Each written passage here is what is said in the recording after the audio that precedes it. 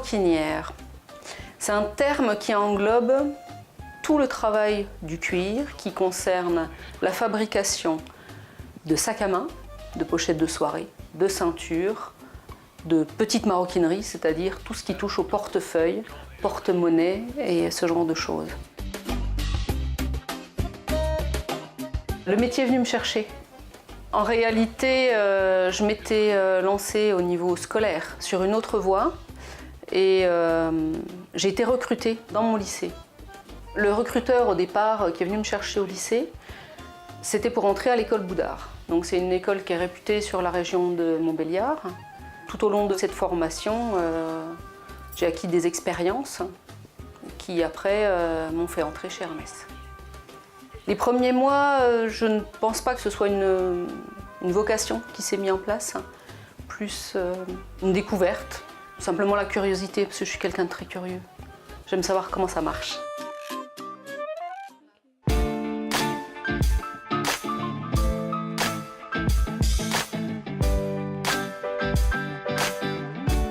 Quand je reçois une cliente, elle vient avec une idée précise, puisque je fais du sur-mesure. On met à plat ses idées, on monte ensemble donc le dessin, le gabarit. Après, si le devis lui convient, on commence la réalisation. Donc, préparation du gabarit. Et puis ensuite, il faut faire la coupe. Donc, il y a des outils extrêmement tranchants qui sont toujours très bien affûtés.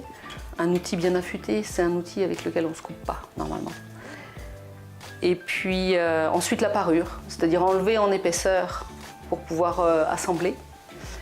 Il y a toutes les préparations de tranches, la surface visible du côté du cuir qui a été coupé. Et puis il y a les assemblages. Donc on commence en général par la doublure, montage de la doublure sur le corps, montage de la poignée, et puis l'assemblage final. Et puis après toutes les finitions. Donc c'est vraiment l'intégralité de la demande de la cliente jusqu'à la réalisation complète, jusqu'à la livraison du produit.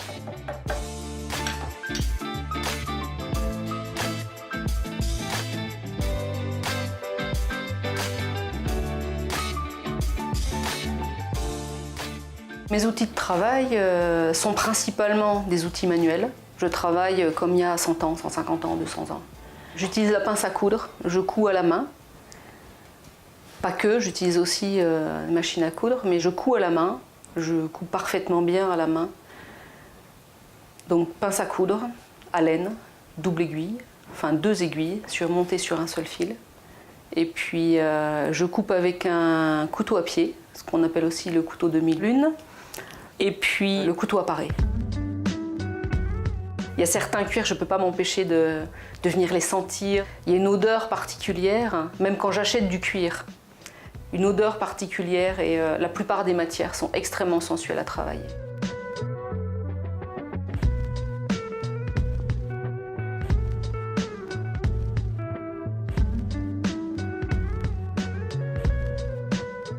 L'avantage de mon métier, je dirais la créativité.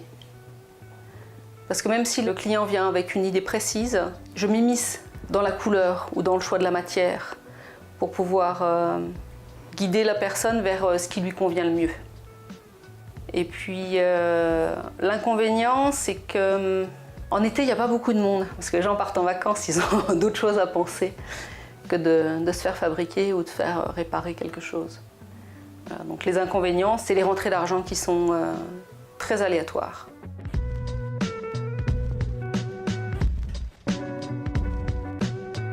Quelqu'un qui débuterait, qui me demanderait conseil, je lui dirais d'aller travailler dans une entreprise pour acquérir un maximum d'expérience, si possible de faire plusieurs entreprises pour connaître un maximum de techniques différentes. Et si à terme c'est pour s'installer à son compte, plus la personne aura fait d'années d'expérience ou d'entreprises différentes, voire les deux cumulés, plus il sera apte à se débrouiller seul face à une clientèle et à son travail quotidien.